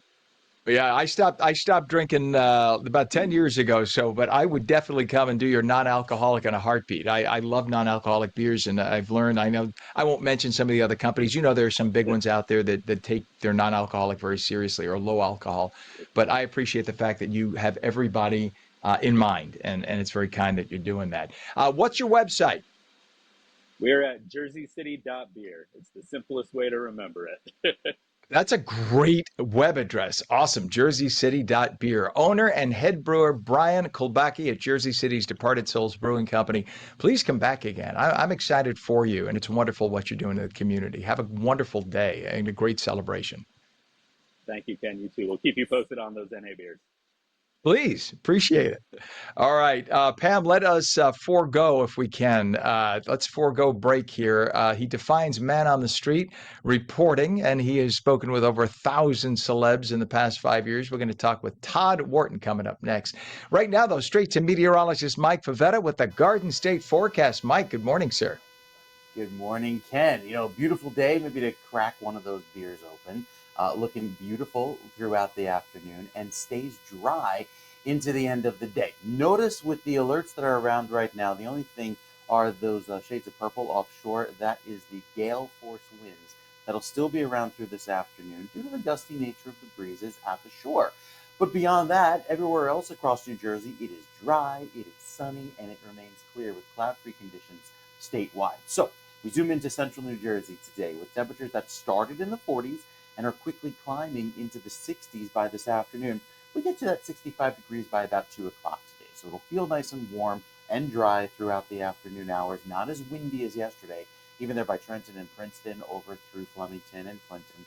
Lots of sunshine statewide. So it'll feel dry. It'll be another lovely day with that clear air, not only today, but for the next several days, because there's several rounds of high pressure that come in from the north and east and ultimately meander their way down across New Jersey, influencing our weather over the next several days. Even these clouds you see over the Midwest, not an issue for us. They dissipate by the time that moves over New Jersey into this weekend. So anticipate the dry weather that remains, clear and unlimited visibility today, tomorrow, into Friday and Saturday, and I think even Sunday looking nice as well. Looking beyond that into Monday, because there's really nothing going on this weekend, I think our first opportunity to see some clouds will be probably throughout Tuesday into Wednesday, when some rain may come in by the middle of next week. So it really takes its time moving in, gives us some light showers throughout the day Wednesday, clearing for Thursday, and then we have another round of dry weather that comes in through the end of next week. So it's a very calm pattern, a very October pattern where this weather system just sits on top of us, keeps our skies nice and clear, and as is pretty evident with the weekend forecast, look at how dry that is. 80 this weekend on Saturday and 81 on Sunday with that beautifully dry start and nice warm finish. So Ken, lots of great weather to enjoy, sunny skies all around, and we keep it into next week too with maybe some mid-80s by the time we get to Tuesday in some parts of New Jersey. We'll tell you where, coming up with the 7-day forecast, and give you those rain chances too in a few minutes. All right, Mike, much appreciated. It is 8:22 right now, 49 degrees in northern New Jersey and 53 degrees in Trenton. We have 50 degrees down in Vineland. In terms of traffic, we have a lot of that. A crash on the New Jersey Turnpike Outer Roadway right now, northbound north of Interchange 13, which is by the Goethals Bridge in Elizabeth with the center lane blocked. That's causing a mess. And we have a disabled bus on the Turnpike Eastern Spur northbound by Interchange 15 WI 280 in Kearney. Center lane is blocked, and look at the ongoing mess this has been causing for a good chunk of the morning. We have a crash with property damage, Garden State Parkway northbound at exit 172. That's right in Montvale at the border with Rockland County. So literally at the border, there's property damage and a crash. That's causing a mess for folks heading north into Rockland. A crash on Route 38, both directions at Mansion Boulevard, Pennsauken Township near Philadelphia. All lanes are closed, westbound, and one lane closed eastbound, and an overturned vehicle off the roadway, New Jersey Turnpike northbound, north of Interchange 2, which is Route 322 East Greenwich Township. That's in Gloucester Township. All lanes are currently open. Remember, gridlock alert day is in effect today and tomorrow still, because the UN is still in town, even though the world leaders are not here anymore. You still have ambassadors causing a lot of traffic.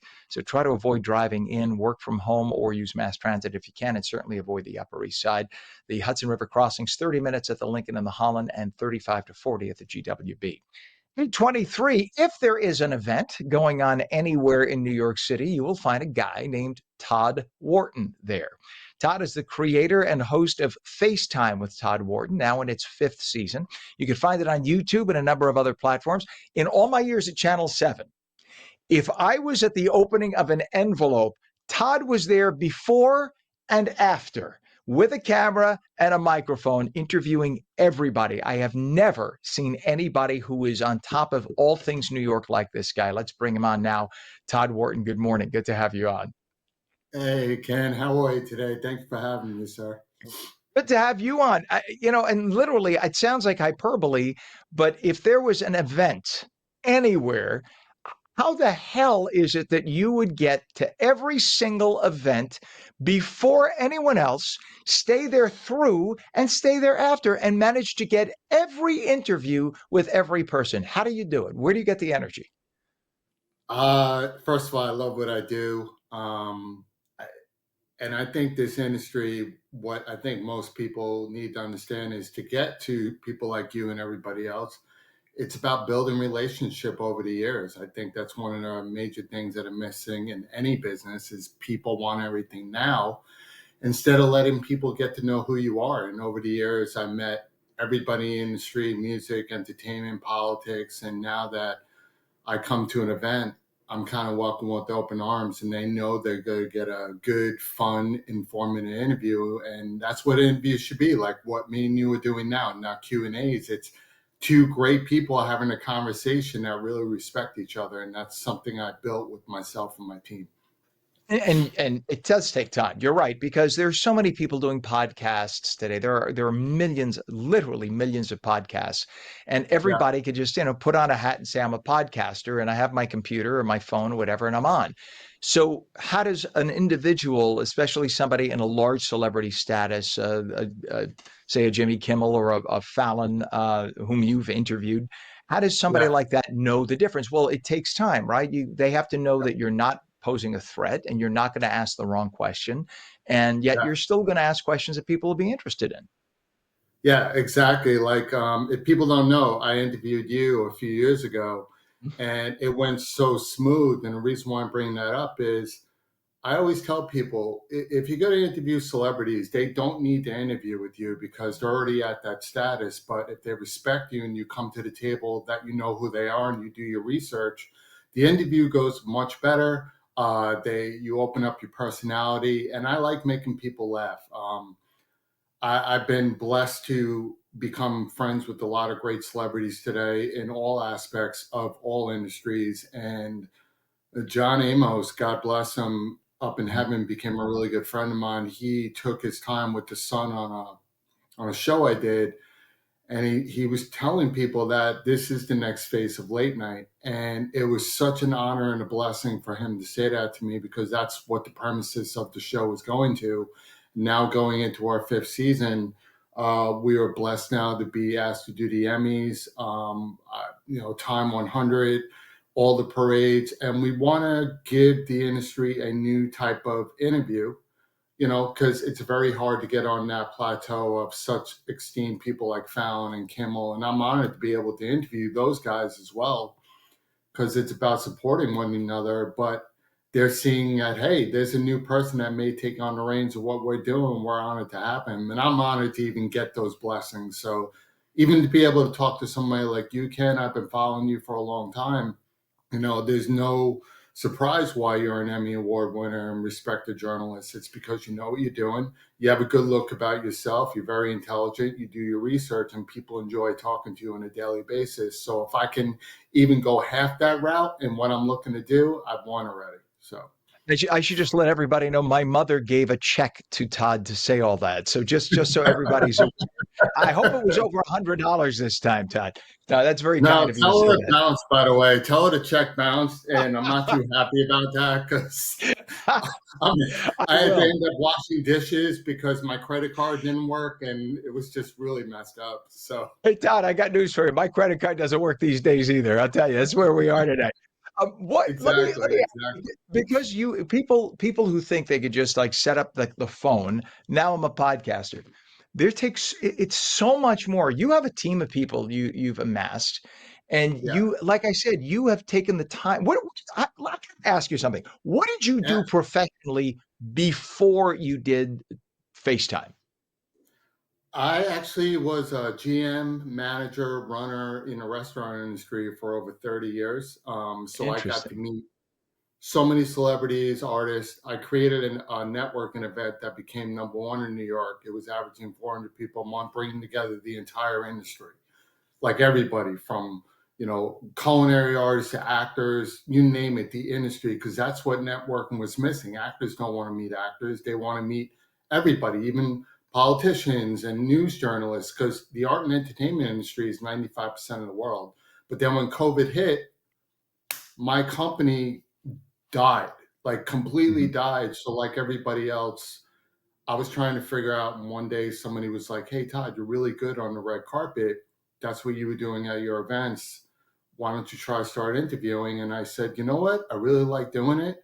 I decided, let me learn the industry. So I learned how to direct, write, produce, sing, dance, studied everybody from news journalists to daytime and nighttime shows, critiqued my comedic stance. And from all that, I created a profile of a new talk show host, and people seem to really like it a lot. So it wasn't just an overnight thing. It was something that fell into my lap. And I always tell people, learn from somebody like Betty White. You're never too old to come back. You're never too old to find your passion, because if you're not living a passionate life, then who's left you living? And that's something that me and my team stand by. All right, so we could find you only because we're out of time now, Todd. But I would love to talk more about this with you. Where do they find you? Because you're on Instagram, you're on YouTube, you have a bunch of platforms. FaceTime with Todd Wharton, Wharton. Tell people all the platforms. Sure. So Instagram is the best place right now. You can go to Todd Wharton Official. That's the best way to follow everything. Or obviously our website, FaceTimeWithToddWharton.com. Everything is there. It's a very easy site to manage. And yeah, pretty simple. I love it. And you get to see all your team that you work with too, which is great. You guys do a lot of editing. I mean, people think it just magically appears. It takes time to shoot, edit, put it Yeah. all together. It takes a lot of time. And you have hundreds and hundreds and hundreds of videos. It's just Oh, amazing all the interviews you did. I just know that there are those of us who watch, as I know you know, but who have actually gone through all your videos, and you're very good at what you do. We've got thank to you. have you back Appreciate on. No, it's it. Yeah, of it's a lot of course. work. A lot of Yeah. work. So he is the creator and host of FaceTime with Todd Wharton, now in its 5th season. Todd, thank you again, my friend, for coming on today. Thank you, Ken. Enjoy the rest of your day, sir. You too. It is now 8:31. We have 49 degrees. Hoboken steps up its arts education in a big way when we come back. The phone lines are open, 888-658-0234. You're watching on New Jersey Mornings. We'll be right back.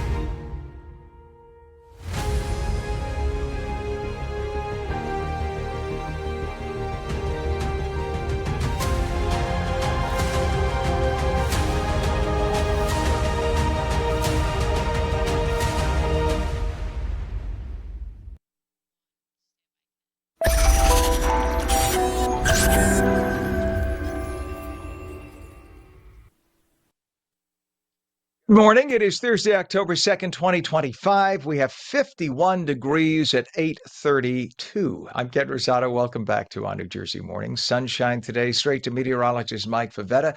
Upper 60s, really crisp and fall-like, right? Very crisp and fall-like. Lovely way to start the day. It'll be nice and sunny through this afternoon. Nothing more than some high, thin clouds out to sea. And that's what's showing up on the visible satellite, these little streaks in the clouds. And these are actually called cloud streets, following the direction of the wind. And that's that northeasterly breeze that's blowing out over the open ocean. It's actually a little bit of convection from the Gulf Stream, which is a couple hundred miles offshore. So our forecast today brings back lots of sunshine, temperatures climbing from the 40s now into the 60s by this afternoon. It'll be a rapid warm up, getting just to about our average high, 72, 73 degrees across the urban areas of the state. I think most of New Jersey stays in the upper 60s this afternoon. Watching the remnants of Imelda swing out to sea, picked up by the jet stream. It's now the ocean's problem, and we look forward to the dry, sunny weather for the rest of the day. So, with our forecast staying a little breezy this afternoon, not as gusty as it has been. I think a little bit of a southeasterly breeze by tomorrow, with those winds switching direction and bringing back some more of a southwesterly wind by Saturday. That brings up the humidity, and it will feel lovely by the time we get to Saturday afternoon. Again, back in the low 80s, all due to this big high that's sinking down across New Jersey and allowing for that air to remain nice and still for tomorrow. Also brings back a lovely amount of sunshine and warmer weather into the weekend. Look how warm it gets for Saturday and Sunday. Low 80s. It stays in the 80s for Monday. Clear sky all around until Tuesday.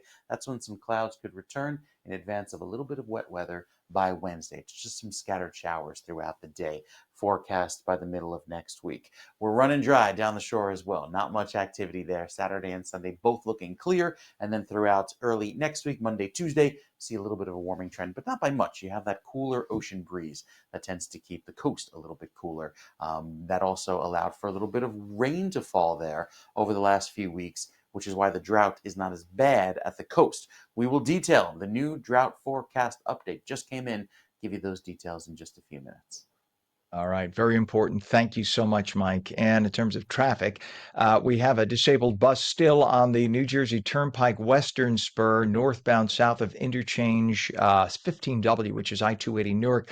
The right lane is blocked, so you see these two extremes, the left side and the right side, they merge up ahead by the Pulaski Skyway off to the right, and that's where you have this issue. This crash has been, or this disabled bus rather, has been there for well over an hour, causing just a nightmare of traffic for everybody on that part of the turnpike. Again, Western Spur northbound, south of interchange 15 WI 280 in Newark.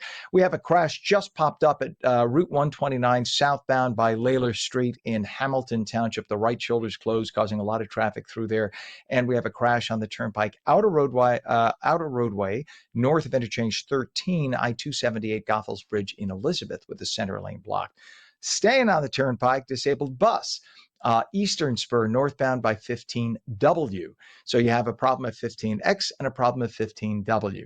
Crash on the Garden State Parkway with property damage northbound right at the Rockland County border in Montvale, exit 172. And we have delays on 1 and 9 northbound from north of I-78. And that goes down to north of Raymond Boulevard in Newark, just bumper to bumper traffic through there. That's just morning drive stuff. Our issues we still have at the Hudson River, 30 to 35 Holland and Lincoln tunnels into Manhattan, and it's about 35 to 40 right now, GWB upper and lower roadways. And remember, we still have a gridlock alert week in effect until this Friday. 8:36 is our time. And this fall, Hoboken is stepping up its commitment to arts education in a big way. The city is expanding its popular youth art programs to include more classes, more locations, and new offerings for special needs students. Joining us now is Annie McAdams, Creative Director and Public Art Administrator for Hoboken's Department of Cultural Affairs, to talk about the programs and what families can look forward to. Good morning to you, Annie. Good morning. Thank you for having me. Well, good to have you on. Why is now the time for Hoboken's arts program to expand? Well, we started small in the spring of 2024 with 2 classes, and we've been growing the classes summer, fall, winter, spring since. So we went from 2 classes to 3 weeks in the summer to 8 classes last year, and now we're offering 21 classes. So Oh, wow. our mandate is that arts is for everybody, and we're really excited to offer more for Hoboken youth. And it's such an art-filled town. I mean, there's music. You got the beautiful inspiration of the skyline of New York right in front of you. Hoboken is the closest point from New Jersey to Manhattan. It's only, I guess, a mile right across the river. That unobstructed view. Yeah. Now, it's beautiful. It's an amazing town, full of soul. You've added new offerings for children and young adults with special needs. So, why was that such an important priority? Well, we offered 1 class last fall, and that was a parent who was teaching for us who said, I would like to offer a class for special needs kids. And we were like, of course, we would love that. And the feedback from the parents was so positive. They were just really delighted to have more enrichment in our town that was accessible and affordable. So we grew that in the spring, and now I'm so proud we're offering 7 classes that are specifically for special needs kids. I love it. And you introduce art to children as young as a year old. So what kind of art do you introduce to a year-old child? Well, everything is art to a child who's one, right? Like kids are natural artists. We're all natural artists, really. So you can do music, you can do painting, you can play creative games, right, with storytelling. It's really, there's no limit, right, to what you can do with young kids because their imaginations are so vibrant and fertile. And, ideally, we're doing that for everyone as they age as well, right? We're letting them know that arts are an important part of life, right? Creative expression. Um, so it starts when you're young and it goes from there. I have a friend who's an amazing artist, an amazing painter from Los Angeles.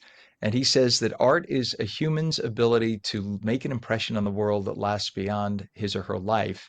And he said, I like to look at my paintings as the imprint of the snapshot that's in my head, because there's no way to do that electronically right now. Someday there will be a way to imprint it electronically, but for now, I got to use my hand and paint it out. So I found that fascinating, just a great insight into the way the artistic brain works. Now, your lineup includes creative writing, sewing, fashion, upcycling. How do these programs help build skills? Well, you're right, right? Art is a way of understanding the world we live in, and it's a way of expressing what we're experiencing personally as well as what we see in the world around us. So you can do that in any format, right? It doesn't, you can do that with paint, you can do that with fabric, you can do that with words, with song, with music. Additionally, exposure to the arts and engagement in the arts just teaches so many other life skills that are transferable to any uh, any experience, any situation. So understanding how to communicate, understanding how to work with other people, problem solving, figuring out trial and error, making mistakes until you are where you want to be with what you're working on. So it's really life skills. Indeed. And you're offering sensory focused programs too. You have Sound Bath Social. Talk about that and movement based classes. So, what kind of feedback have you gotten about these very therapeutic approaches? Well, the sound bath in particular is new this semester, so I'm very excited for that, and I'm really hoping that everybody takes us up on this offering because it's an opportunity for emotional regulation as well as to sit and socialize with other people. So part of the problem that I think special needs kids are facing, but also all kids are facing, is that we don't have enough FaceTime interaction in real life with other people so that we're looking at people in the eye, we're reading facial expressions, we're understanding what's happening in the room in the moment. And so this class is an opportunity for kids to work on that. I love that. So, is it what it sounds like, Sound Bath? Is it an immersion of sound and the response that you get? Is that I'm just guessing? It is. It's an immersion of sound and then noticing what that does to your body. How do you respond physiologically to the sounds that you're hearing and the atmosphere that's being created? So, for people who don't realize that certain frequencies impact various aspects of your brain and your body, right? I mean, this is not just this isn't artistic, if I may be disrespectful, gobbledygook. This is real science that frequencies impact certain brain waves. They help you sleep, they help you regulate your metabolism, etc. This is a fascinating thing, and I love the fact that you're delving into that and letting people experience it because this could help people regulate their lives, their health. How important do you believe it is to have the community collaborate together with you in these programs? It is paramount. That's such a great question. We believe at Cultural Affairs, at the Hoboken Division of Cultural Affairs, that art is for everyone. And that's not only one's exposure to art, right? And the opportunity to engage with art, but also to support artists and to let young people know that you can have a career in the arts, that there are many, many ways to support yourself artistically, and that you have to be exposed in order to start. Hmm. And how can qualifying families who have financial challenges take advantage of lower costs? All of our classes are free to families that qualify for free and reduced lunch. And they can go to our website, which is hobokenrecdesk.com, to see our programs and sign up. How perfect. And what a perfect community to be doing this in. Annie McAdams, Creative Director and Public Art Administrator for Hoboken's Department of Cultural Affairs. That's what sets apart a community, is something like this, because otherwise it's just another municipality. To have something as special as this, as unique as this, is just a blessing. So thank you for doing what you do. And thank you to Hoboken for having you and do this. So thank you for joining us. Please come back again, Annie. It's nice to have you on. Thank you so much for having me. You bet. Enjoy your day. 8:44 right now. We have 51 degrees. When we come back, it's one of the deadliest forms of cancer. And hundreds of people will get together to raise tens of thousands of dollars to help find a cure. It is the 2025 Pancreatic Cancer Walk for the Cure. I've taken part in that walk many times in the past. Great people.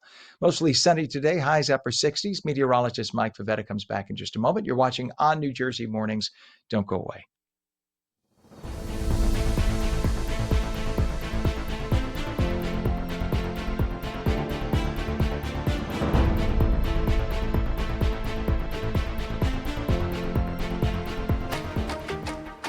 Hi, I'm Jeanette Hoffman, host of Energy Matters. Join me every night at 6 p.m. where we're discussing energy affordability, challenges, and solutions with stakeholders and elected officials. Join me weekdays at 6 p.m. on Energy Matters on ONNJ.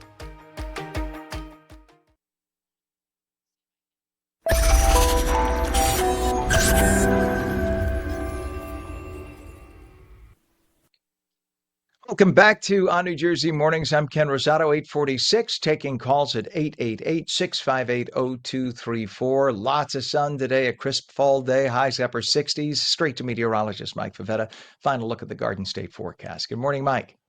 Good morning, Ken. A really pretty day. Shaping up to be lovely with the sunshine now warming us well into the upper 60s across northern New Jersey. Jersey City, a fine view of the skyline, 67 degrees for you, 67 in Newark, and even back over toward Morristown, right up Route 24. Not anticipating too much of the cloud cover today, and certainly not much in the way of heat either.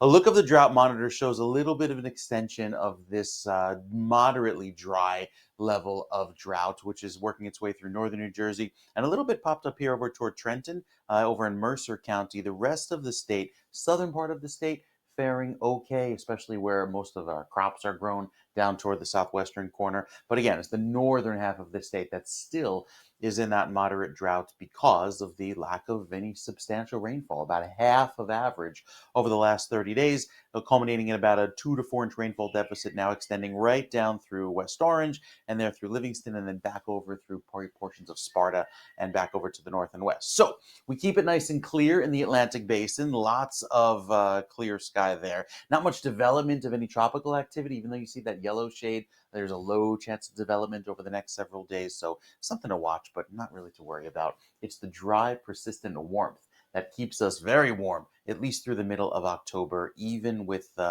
equal chances of rainfall. And again, this time of year, we don't usually get much rain, so I think we'll stay dry, at least going into the first few weeks of October.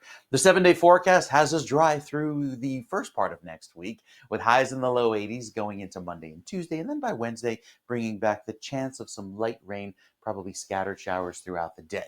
So with our forecast pointing toward, again, a mild feel throughout Saturday and Sunday, it's all about that sunshine going into next weekend. Lots of clear weather until Wednesday, our next opportunity to see some light rain. All right. Well, we do need that rain, so let's hope it comes. Maybe Mother Nature will surprise us, and we won't know about it until it happens. So we keep our fingers crossed. Thank you, Mike. Appreciate it. 8:48 right now. Enjoy your day. 8:48, 53 degrees right now, northern New Jersey, and in Trenton, it's 51 down in Cape May and 50 in uh, help Pam What's the name of the town down south? There we go. Pam's like, just do traffic. I'm trying to think of the other town down south. We have a disabled bus to tell you about. New Jersey Turnpike Eastern Spur northbound by interchange 15 WI 280 in Kearney with the center lane blocked. So these two lateral lanes, these merge up ahead by the Pulaski Skyway, and that's where they are encountering that problem.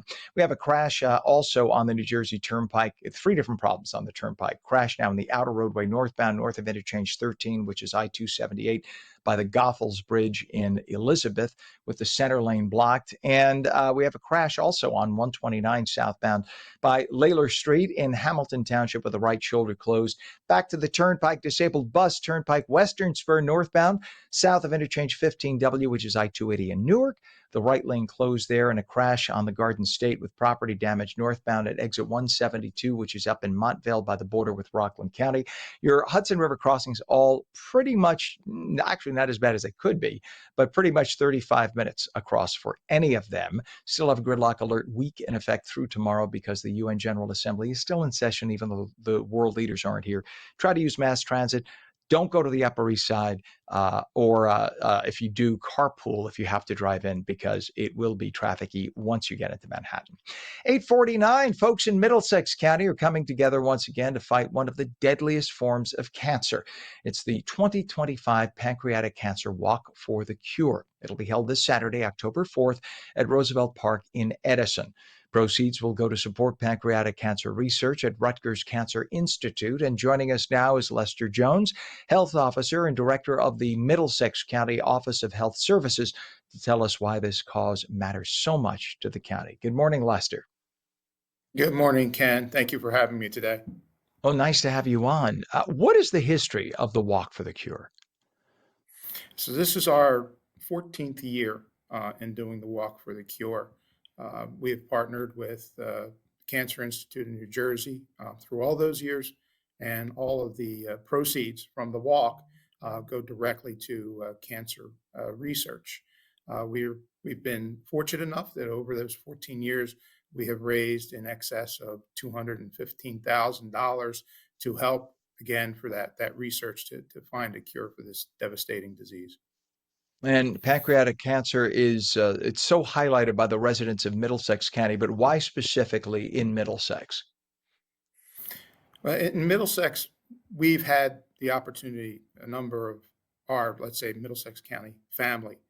This started out of an initiative that our Commissioner Director, Ron Rios, this touched his family, and it's touched many other families over those 14 years that we've been together, including in our office here, health services, and one of our colleagues, just a wonderful person, full of life, lost his life to pancreatic cancer. And because of this, and it's a disease that a lot of times goes unnoticed.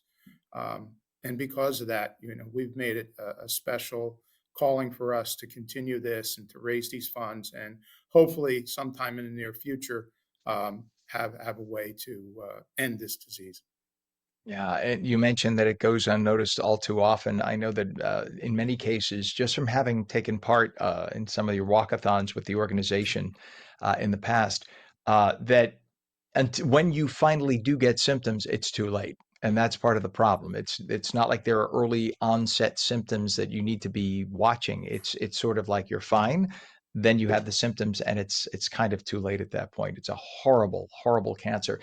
The good news is, because of research, because of fundraising activities like you've done, the survival rate 5 years out, I know, has gone from 4% to 8%. And while that doesn't sound like a lot, that's a very big deal because they have some treatments they're working on, and they have been doing a lot of studies now. So, but again, that's all because of good people like you and your organization there to raise money. That's essential.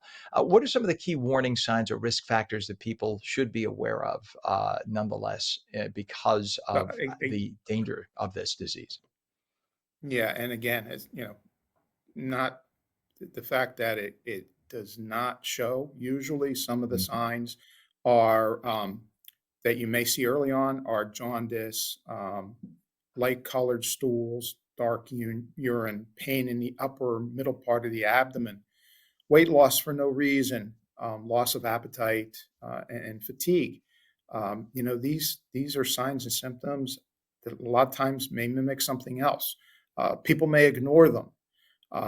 And with that being the fact, and also, a lot of the risk factors, some of them are based on age, they're based on gender, race, and genetics.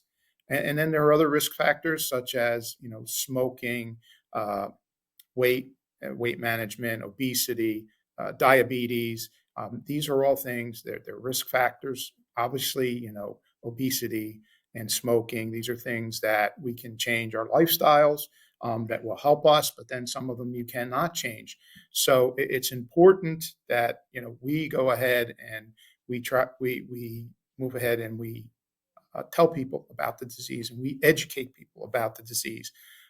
This is what we do all the time with this particular cancer and many other cancers here at the Office of Health Services. But what we're doing coming up this Saturday is so important to bring people together, and so important that we get the word out about the disease, and hopefully people try to identify it earlier so that they can go through these treatments and new innovations in treating pancreatic cancer that are coming up. And again, over the last 14 years that we've been involved in this, has been that doubling of that survival number. Mhm. So it's making a difference. Absolutely. And as you mentioned, there are things we can be proactive about, right? Smoking, drinking, even vaping, we talk about sedentary lifestyle, overweight. You take care of those things, and I know it's easier said than done. Eliminate those things, and now you've decreased your chances of cancer and cardiovascular disease by manyfold. So those are the things we can control right now. And it doesn't have to be working out at the gym 5 hours a day, right? Just a nice walk, cutting back on your weight a little bit. And these things all help prevent, give your body a fighting chance, if you will. That the event raises funds for research at Rutgers Cancer Institute. Talk about the impact that the support has had so far. So there are many people that we've come in contact with. They utilize the New Jersey Cancer Institute as their facility to get treatment. Some of the other things that we've been able to do through the walk itself is bringing people together, bringing families together that this disease has impact. And over those 14 years, we've had some people that themselves were fighting cancer. Teams were built around these people to kind of rally family and friends to get out, to increase their knowledge and to raise these funds. Some of those people, they're not with us today. So we have seen the direct impact that what has happened. So it's important that we bring these people together. That's probably the biggest impact, is that, again, and in our family here, in our Middlesex County family, our employees here, we had Dougie, who was one of our employees, again, as I mentioned earlier, that had died of this disease. We have had other people in the county that have, succumbed to the disease as well. So it's important that, we bring people together, not only to learn, but to share their stories after, their loved ones have passed, or while people are currently going through it. They're going through treatments. It's good to bring them together so that they can talk it through. They can talk about their experiences and learn. They can learn themselves, or they can at least use this as an opportunity to, make things better as they move forward in their treatment. Lester, are there opportunities for people to participate even if they can't be there in person? They can go to the donate. Okay, please donate. Please get the word out about the walk that's coming up. You can go to the raise.rutgersfoundation.org/MCPCW, Middlesex County Pancreatic Cancer Walk, to donate towards the walk. Also getting out and learning about the disease, and again, taking care of yourself. These are things that we want people to do so that they can identify this particular cancer or many other cancers, heart disease, things like that. This transcends to other things that, as you have brought up as well. Yes. to other Lester, diseases and whatnot. I got to stop you short only because the show is literally at the last 10 seconds. But I want to remind people the 2025 Pancreatic Cancer Walk for the Cure this Saturday, October 4th, Roosevelt Park in Edison. Lester Jones, Health Officer, Director of the Middlesex County Office of Health Services. Thanks for joining us. Thank you. You bet. And that does it for our show. You're watching Out of Jersey Mornings. We'll catch you again tomorrow morning, bright and early, 7 a.m. Enjoy your day.